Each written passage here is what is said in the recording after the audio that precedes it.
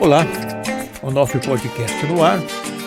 E já disse aqui e vou dizer sempre, é um programa que trata de temas mais sensíveis, fora daquela racionalidade objetiva. Nós não estamos nessa linha.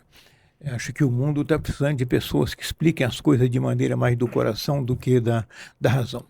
Eu convidei um amigo querido, já de muitos anos, do tempo que nós dois não tínhamos os cabelos brancos, o Cacá de Souza. Ele é produtor de vídeos, começou na cinegrafia. Você começou como repórter, né? Eu sou jornalista, comecei como repórter. Sou repórter até hoje. Mas produziu alguns vídeos muito interessantes. E o que o traz aqui é que ele produziu um vídeo sobre Rondon, vídeos, né? Dois documentários. Dois documentários sobre o Marechal Cândido Mariano da Silva Rondon.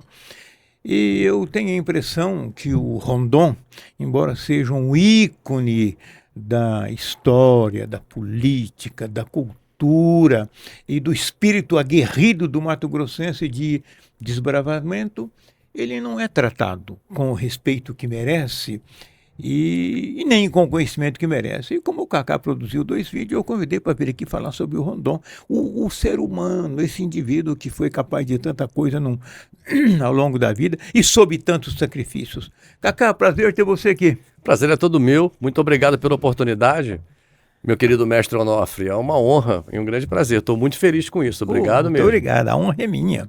Antes de mais nada, eu quero mostrar aqui um livro que o Cacá me presenteou. É de um outro amigo também, Maurício Menezes, sobre o Rondon.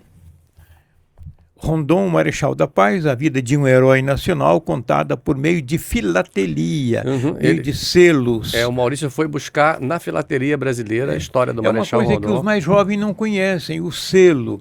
Até algum tempo atrás, os Correios, você pagava o envio da correspondência comprando o selo. O selo era colocado na correspondência, no envelope, e os Correios aprenderam a trabalhar com selos como um símbolo da cidadania nacional. Resgatava aves, resgatava animais, resgatava personagens. Essa página que eu abri aqui, por exemplo, né? Fatos históricos. Essa aqui eu abri, por exemplo, tem aqui figuras da história do Brasil da das primeiras décadas do século XX, e aí vai até o momento presente. Hoje não se usa mais o selo, mas os selos tinha no mundo e no Brasil uma quantidade muito grande de colecionadores que contavam realmente a história, né? Através dos selos. Esse livro do Maurício é muito interessante nesse sentido, né? Porque ele traz dois fatos muito importantes aí, né? Os fatos históricos importantes da vida do Marechal Rondon e os selos que foram produzidos do Brasil naquela época, e alguns até em função das próprias ações do Marechal Rondon, né? Como o trabalho dele com os índios, como o trabalho de levantamento científico. O Rondon era um homem de muitas faces, né? Cartógrafo, geógrafo militar, botânico, humanista, botânico, geólogo. Ele se formou em matemática e ciências físicas e naturais, né? Na verdade, ele era uma espécie de engenheiro civil com alguma formação em biologia. Isso que fez o Rondon se transformar no cientista brasileiro mais conhecido e respeitado no mundo todo até hoje.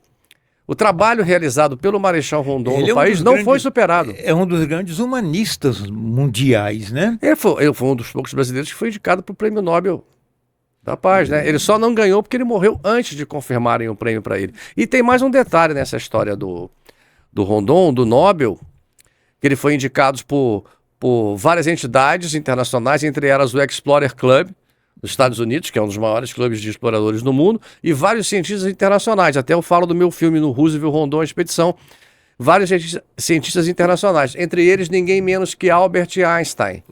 É que na história os grandes nomes se reconhecem. Sim. Né? Tem uma conexão aí. Isso. Einstein veio ao Brasil em 1956 para conhecer o Rondon. Ele veio aqui com a única finalidade de conhecer o Marechal Rondon. Ele veio se encontrar com esse cara que penetrou em território indígena, numa vasta área de um território brasileiro, sem dar um único tiro, né? Sim. Por isso ele foi indicado para o Prêmio Nobel da Paz, né? Ele tinha uma frase, né? Morrer se preciso for, matar nunca. Ele foi indicado em 56 para o prêmio de 57, mas acabou ganhando um médico alemão, que por sinal foi justo, né? Tem alguma coisa a ver com a penicilina. E a comunidade científica internacional, assim, não se conformou com isso e voltou a indicar o Rondon em 57 para o prêmio de 58. Só que a confirmação do prêmio se daria em abril de 58 e ele morreu em fevereiro, infelizmente. E o prêmio não pode ser póstumo.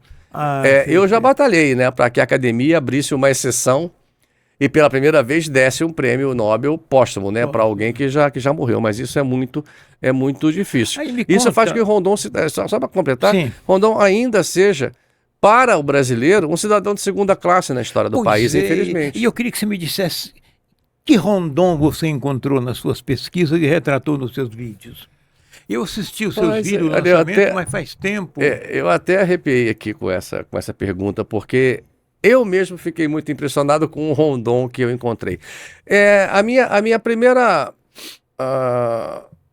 meu primeiro encontro com o Marechal Rondon se deu em 1989, quando o Nelson Hell, que era o diretor da Bandeirantes aqui, e o Júlio Campos, me convidaram para implantar a TV Rondon, que era afiliada da TV Manchete, em Rondonópolis.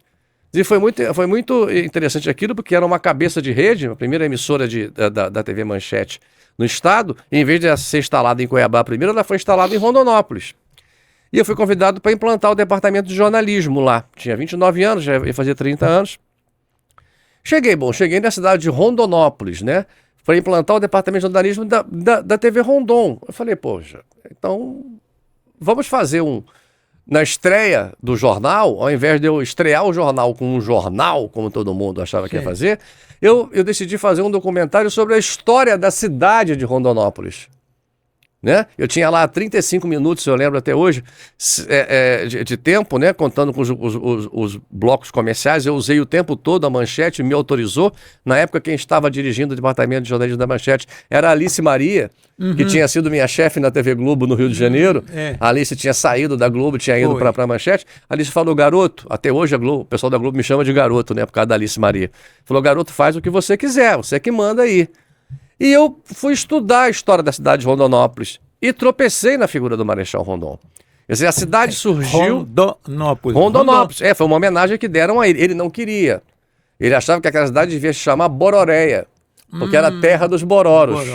Mas ele aceitou de bom grado que dessem o nome de Rondonópolis para aquilo. E por que a cidade surgiu? Porque ele construiu na beira do Rio Vermelho uma estação telegráfica. A estação telegráfica da Vila Maria do Rio Vermelho. E em torno da estação telegráfica surgiu a cidade, como quase todas as outras cidades que a gente vê de Cáceres para cima aqui, por exemplo, Pontes de Lacerda, Porto Esperidião.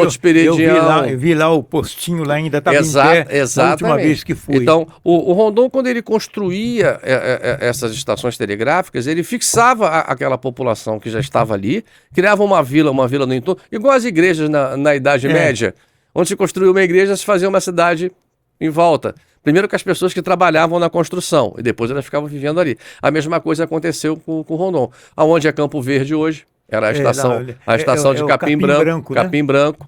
Ele inseriu, né? Aqui em Diamantino... Em Diamantino ele não chegou a fazer nenhuma linha, mas porque ele passou... Perto, né? Porque a linha sai de Acorizal e vai ao Sepultuba. O postinho está lá em Acorizal. Está em Acorizal. Essa linha começa em 1906 e termina em 1917. Levou 11 anos. Porque nesse meio tempo ele parou a construção para ir fazer a expedição Roosevelt-Rondon, que começa em 1913 e termina em 1914, com o ex-presidente Theodore Roosevelt. E o trabalho de construção da linha telegráfica, a linha telegráfica, além de ser uma obra de engenharia monumental, era a maior obra em execução no mundo pela sua distância e tudo, foi o trabalho menos relevante dele. Só um parênteses, ela saía de onde para onde? Do Rio de Janeiro até o Santo Antônio do Madeira, onde hoje é Porto Velho. E eram postes com linha física. Linha física, construção física. O poste, um fiozinho. Fiozinho. Era longe, mesmo ele sabendo que iam inventar, e já tinham inventado logo em seguida o telégrafo sem fio, ele insistiu exatamente para que o Brasil pudesse ocupar o seu território e se fizesse um mapeamento. Era a ocupação, né? Exatamente. Para quem não se lembra, que me permita te interromper, o tempo do telégrafo era um sistema que era um aparelhinho... Código Morse. Código Sim. Morse, os 24, os 10 números e as letras do alfabeto, eram traço, ponto, Uhum. combinado ali, e o telegrafista ficava... Ele ensinou muitos índios, né, a serem telegrafistas. Era o que tinha na época. Isso era o Wi-Fi da época. Ah, Pensa bem, Cuiabá, por exemplo, a linha telegráfica chega aqui em 1898. Em 1898 eles terminam de construir a linha que liga Cuiabá à Barra do Garças, onde é a Barra do Garças. Quer dizer, quando chegou em Barra do Garças, ligou Cuiabá com a capital do Rio de Janeiro, com o Rio de Janeiro. Então, o que aconteceu com o comércio aqui? Uma grande revolução, porque um pedido que se fazia levava 3 meses para chegar lá uma carta no navio. Barco, dava volta. Ia até a Argentina e subia para o Rio de Janeiro. Com o telégrafo, em 24 horas, esse pedido estava lá. Então, revolucionou, quer dizer, ajudou a fixar as populações, serviu de apoio a um processo migratório que ia se desencadear no país ao mesmo tempo, e ao mesmo tempo que ele fez um levantamento geográfico, cartográfico, etnográfico e tudo, localizando as populações indígenas e garantindo que elas não fossem atacadas ao longo do processo de colonização, porque a partir do momento que ele abriu o caminho, que ele criou facilidades, você não consegue saber que tipo de pessoa que vai se utilizar daquilo. É verdade. Então, agora, o Brasil precisava ser conhecido e ser ocupado naquela época. E foi um trabalho que começou com o imperador, com Dom Pedro II. O Gomes Carneiro, que era o general responsável por isso, era um cara muito ligado ao imperador Dom Pedro II. Né? Quando o Rondon vem para Mato Grosso para se juntar ao Gomes Carneiro e tocar a linha de obra, a linha de construção da linha telegráfica, ele vem para se juntar com o Gomes Carneiro e a República destronou o imperador. O Gomes Carneiro sabia que em breve ele ia ser retirado dali, porque ele era um cara muito ligado ao imperador, mas ainda bem que veio o Rondon, e o Gomes Carneiro viu no Rondon a pessoa ideal para tocar o projeto. E parece que o Rondon nasceu para aquilo ali, né? Sim. Ele era muito estrategista e corajoso, né? Onofre, vamos falar um pouco da figura do Marechal Rondon, né? Quando eu começo a contar a história dele, a maioria das pessoas fala assim, esse cara não vai longe, porque pensa bem, o menino, filho de um caboclo, de um pantaneiro, um vaqueiro pantaneiro. Aqui no Mimoso. No Mimoso, nasceu em Mimoso em 1865. Isso. O pai era um vaqueiro pantaneiro, um vaqueiro. A mãe uma índia terena e bororo. O pai morreu 3 meses antes dele nascer. A mãe morreu quando ele tinha 2 anos de idade. Que futuro que você acha que um garoto desse vai ter? Nascendo, imagina, Mimoso há 150 anos atrás, para 140 quilômetros daqui, era 2 dias para vir de lá até aqui. Aquilo completamente isolado. Né? Então ele tinha tudo para ser condenado à ignorância. Sim. A ignorância acadêmica, como a gente. Né? No máximo seria um vaqueiro, um bom pantaneiro. E ele era negro, índio, pobre. Não tinha nenhum mecanismo naquela época que garantisse para uma figura como ele uma educação que fizesse com que ele se transformasse na figura que ele se transformou. Quer dizer, não tinha cota, não tinha nada disso. O cara tinha que ser bom. O cara tinha que ser macho e bom. E que já comece o mimimi por aí, porque é isso mesmo. O cara tinha que ser macho, tinha que ser bom, porque senão ele não chegava lá. E eu acrescentaria, ou ser um espírito muito iluminado, né? Um predestinado. Eu acho que Rondon nasceu predestinado. Qualquer um. Eu acho que Eu falo, quando eu começo a contar a história dele, quando eu chego nos 2 anos de idade, a maioria das pessoas já dizia, esse cara não vai longe, né? E esse cara, né, a intimidade que eu tenho com ele, né? E você vê o que aconteceu com o Rondon, né? Ele ainda hoje é o cientista brasileiro mais conhecido e respeitado no mundo inteiro. Eu lembro que quando eu cheguei na Sociedade Geográfica dos Estados Unidos, em Nova York, quem me recebeu, inclusive ela participa do meu documentário, do Rondon e a Cartografia, que eu fiz um documentário mostrando exatamente a contribuição do Marechal Rondon para a cartografia brasileira. Mapas, né? Não foi só a construção da linha telegráfica, né? Ele teve uma produção de conhecimento enorme.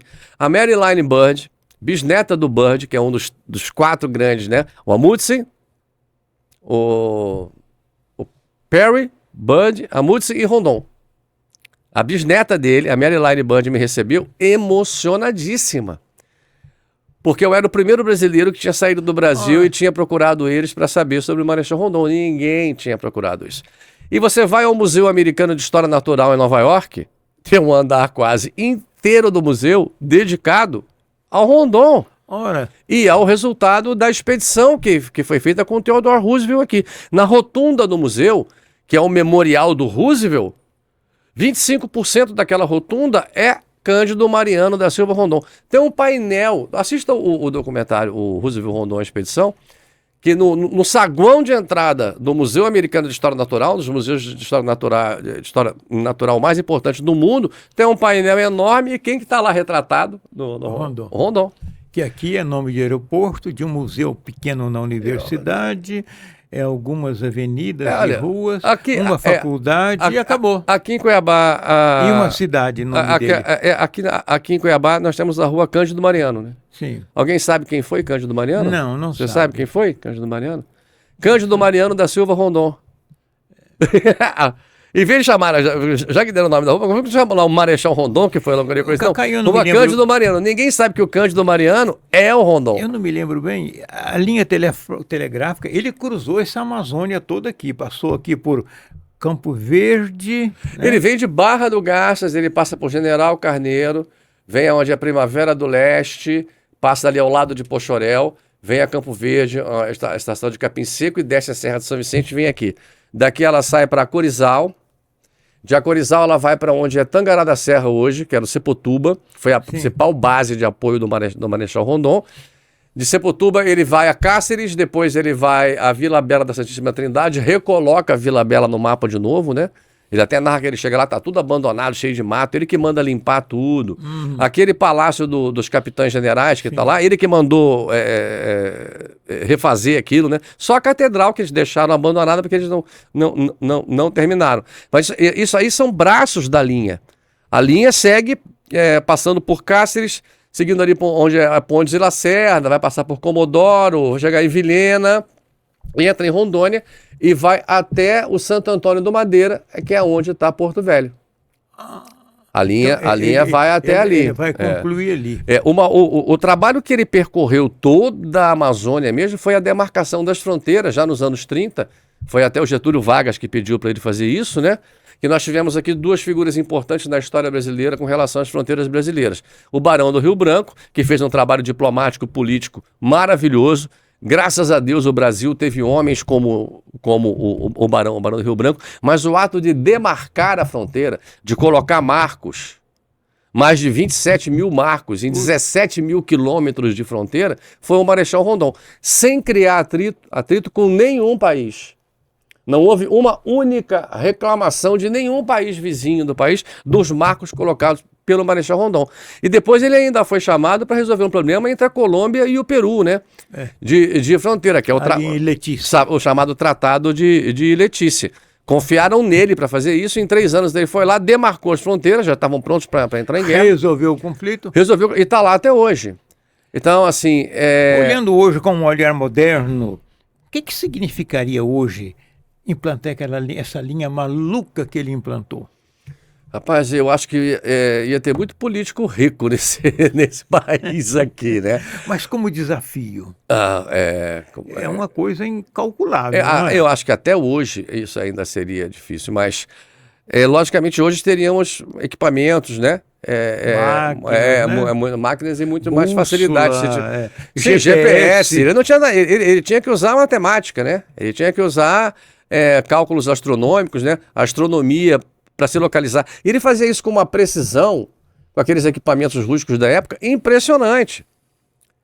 Imagina colocar marcos na fronteira. A NASA checou, e esses caras, eles procuraram tanto, assim, até a Maryline Band que me contou, e depois eu tive na NASA, a NASA também me confirmou, que ele errou em 3 marcos por menos de 20 metros. Quer dizer, quando você olha o planeta de cima, era para colocar o marco aqui e colocou ali na entrada do prédio, né? Talvez porque tivesse uma pedra, ia ficar difícil de furar ali e tudo. Então, Rondon, não só o Rondon, como toda a equipe dele, né? Rondon tinha uma equipe de pessoas de primeiríssima qualidade, né? Grandes brasileiros, né? Capitão Amilcar, Tenente Lira, Doutor Cajazeira. Quem foi médico da Comissão Rondon? Edgar Roquete Pinto. Que eu achei muito legal, porque eu fui diretor de produção e programação da TV Escola no Rio de Janeiro, e a TV Escola era da Fundação Roquete Pinto. Sim. E eu fiquei muito feliz quando me chamaram para assumir o cargo de direção lá, exatamente por causa do Edgar. Do Edgar. que você pesquisou para fazer o documentário, isso é uma coisa que você não faz sem se envolver profundamente, né? Não. Dedicação exclusiva, na verdade. E de certo modo, quando você faz uma pesquisa assim, você volta àquele tempo na compreensão Você tem que estudar também o que acontecia no país, como era o país naquela época. Que homem era o Rondon no sentido humano? Uma pessoa extremamente preocupada com o seu país, com o seu povo, e ciente da responsabilidade que ele tinha, com o poder que ele tinha, com a oportunidade que ele tinha de deixar um legado para o seu país. Onofre, se o Rondon fosse um brasileiro desses como a gente conhece hoje, tinha terminado a vida trilionário. E isso não aconteceu. Por quê? Porque todo o levantamento do conhecimento que ele teve, ele disponibilizou para o país. Imagina você hoje, uma pessoa que soubesse onde estão as terras agricultáveis, onde estão os caminhos, onde está o minério, onde está o ouro, onde está a água, e ele guardasse essa informação para ele e usasse isso para negociar. Nós trabalhamos com informação, nós somos jornalistas, todos aqui. Nós sabemos a importância que uma informação privilegiada tem. E Rondon não fez isso, muito pelo contrário. Ele garantiu que o país pudesse se preparar para o processo migratório que eu já citei aqui, o processo migratório aqui. E por que se desencadeia um processo migratório? Isso vem junto com o capital, vem junto com o investimento.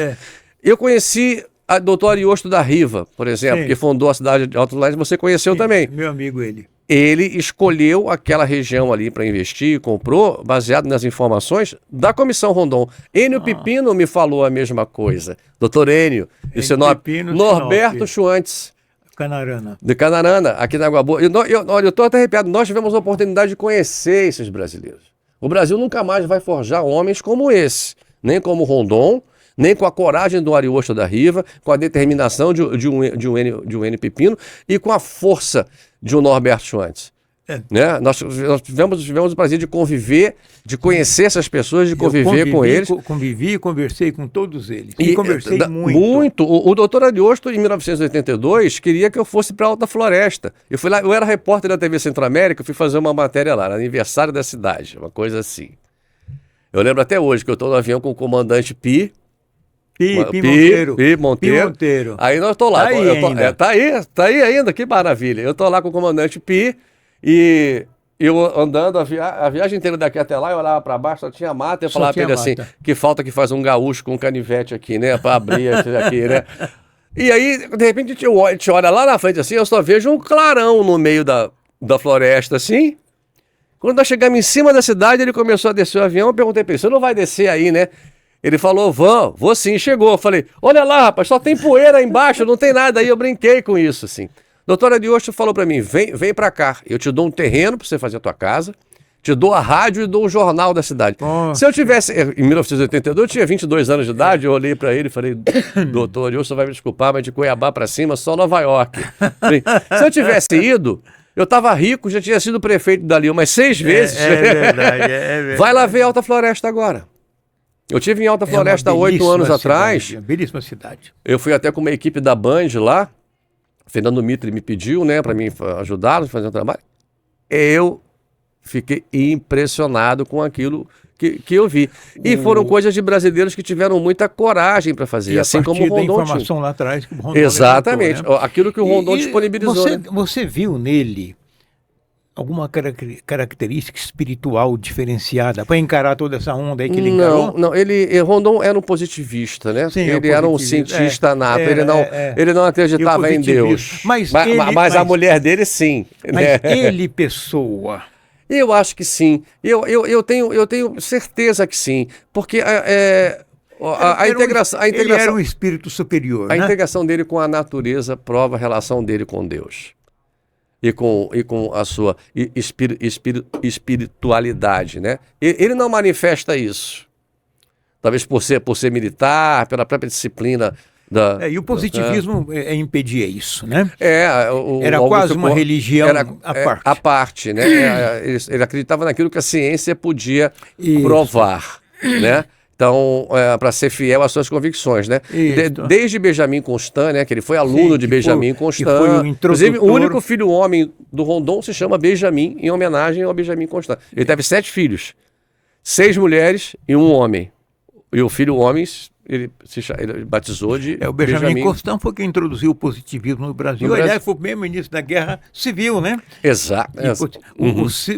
Na bandeira Ordem e Progresso, o símbolo é um símbolo positivista. É um conceito positivista. E o Rondon era muito ligado ao Benjamin Constant, e o Benjamin Constant gostava muito do Marechal Rondon. Era o aluno preferido, né? Deixa eu te perguntar uma coisa assim, a gente tem uma escravidão de tempo que é danada. Não, tem... Quando você fez esses documentários, você estudou muito, viajou, pesquisou, sim. Te modificou? Sim, bastante. Bastante. Principalmente naquela questão de que a vida não é fácil, que você precisa ter determinação, coragem para fazer as coisas, e desistir não é uma opção. Isso eu aprendi com o Marechal Rondon. Uma vez que ele colocava o rumo dele na mata, recuar... Ele falava isso, né? Não. Recuar não. Não, né? Recuar jamais, sempre avançando. Nesse sentido, o Rondon me ajudou muito a enxergar a vida, a ver nele um exemplo de brasileiro, a ver nele um exemplo de homem, e a ver um exemplo de determinação, coragem, né? E de amor ao seu país, né? De amor ao seu país. Rondon chegou a ter uma das fatias mais importantes do orçamento da União para executar o trabalho dele. Se fosse um brasileiro desonesto. E a vida dele não foi fácil também, né? Politicamente tentaram tirar ele várias vezes. Ele sofreu muito altos e baixos. Altos e baixos ali, né? Ele mostrou que era possível, né? Então, logicamente, tem muita gente interessada em raptar aquela possibilidade. Por prestígio e por dinheiro, né? Por prestígio, por dinheiro e por poder, né? Porque eu falei assim, a informação que o Rondon tinha, se ele tivesse guardado para ele, os filhos, os netos, os bisnetos estariam dando cartas no Brasil até hoje. E ele terminou modestamente, né? Ele só não foi pior porque ele ganhou o título de marechal, né? Então, ele tinha um bom soldo. General, ele ganhou alguns prêmios que ele se recusou. Ele ganhou, quando ele fez o Tratado de Letícia, deram 30 quilos de ouro para ele. Nossa. Pois ele não queria receber, mas para não criar um constrangimento internacional, ele aceitou. O que ele fez com esse dinheiro? Construiu a escola lá em Mimoso. Cujo engenheiro, inclusive, foi o Dr. Garcia. Dr. Garcia Neto. Eu fui lá na reinauguração da escola em 76 pelo Dr. Garcia, que foi o engenheiro. Eu tenho uma foto do Marechal Rondon e do Dr. Garcia em cima de uma balsa cheia de tijolo, e os dois sentados em cima dos tijolos e a balsa descendo o rio Cuiabá para levar o tijolo para lá. Eu tive longas conversas com o Dr. Garcia Neto, que era o governador. Eu fiz aquele documentário sobre o Dr. Garcia também. E o Dr. Garcia, com as longas conversas dele com o Marechal Rondon. Ele me disse que era uma pessoa afável, calma. Sim, tudo. Não era, esse gigante não era um arrogante autoritário. O nome de fala mansa. Agora, é assim, quando ele precisou ser duro, ele foi. Um homem bonzinho não faria o que ele fez, né? Aliás, as lendas são danadas. Andando por olhando aqui. Hoje o mundo de GPS, satélites, internet, que tornou tudo mais fácil do ponto de vista da comunicação. Um homem hoje como Rondon seria um Bill Gates, no mínimo, né? Um Jeff Bezos ou mais. Sim. Se nós mantivermos a forja, a fundição que forjou um cara como Rondon, dentro das dificuldades que ele teve, né? E que ele soube superar, e nós ainda hoje não tivéssemos os mecanismos que nós temos hoje para garantir que uma pessoa chegue à faculdade, por exemplo, se vai chegar a ser alguma coisa, a gente não sabe, mas que o cara chega na faculdade, chega. E ele mantivesse a forja dele, ele com certeza, eu acho que hoje deixaria Jorge Soros no chinelo, por exemplo. Eu também acho. Eu também acho. Eu só lamento que, como você colocou no começo, que no Brasil a gente não valoriza os nossos heróis, né? Nós temos uma vocação... Por isso que não ganha o Nobel. O escritor o Nelson Rodrigues, jornalista carioca, dizia que nós temos um complexo de vira-lata, né? Nós praticamos esse complexo, né? Então você pega um herói e vamos destruir, porque na nossa mediocridade não pode ter ninguém assim. Você tem que botar tudo no mesmo nível da mediocridade. Exatamente. Isso não mudou nunca, é do Brasil, né? É um resultado da colonização que ficou impregnado, né? E a gente hoje então pega um Rondon, que é esse monstro que você retratou aqui, e trata no nível da mediocridade. Hoje eu acho que iriam discriminá-lo, né? Como é que você consegue ser negro, consegue ser índio, ser branco, e você não abraça essas causas assim? O Rondon, por exemplo, na questão indígena, ele não queria um índio como a gente vê hoje, ele queria um índio integrado. Sim. Ele falava, se nós evoluímos da Idade da Pedra, por que eles não podem evoluir? O Edgar Roquette Pinto, no livro dele, Rondônia, inclusive lá se chama Rondônia por causa do Edgar Roquette Pinto, a primeira frase dele é: encontrei um povo na Idade Neolítica. Sim. E Rondon não queria isso. Agora, ele nunca forçou, né? Ele nunca ensinou um índio a usar um machadinho, por exemplo. Ele usava na frente do índio. Depois ele pregava aquilo num tronco e deixava lá. O índio que pegava aquilo e incorporava. Né? E alguns ele trouxe, né? Quer dizer, teve muitos índios que aprenderam português, que operavam os telégrafos. Teve o Cadete, né? Que era um índio bororo muito ligado ao Rondon, que foi para o Rio de Janeiro. Ele tem uma foto do Cadete vestido com roupas militares, né?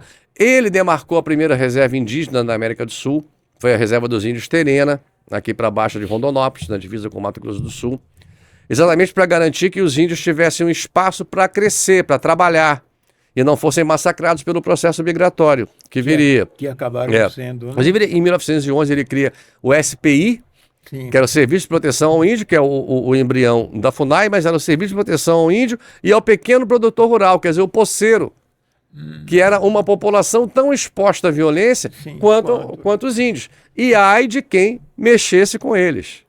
Eu falei, bonzinho ele não era. Acaba para a gente terminar, só para lembrar, você falou da linha Barra do Garça, Campo Verde, a rodovia BR-070, Toda que embaixo. liga aqui da BR-364-163, ali na Escola de São Vicente, vai para Barra do Garça, foi em cima do traçado de Rondon. Toda 070.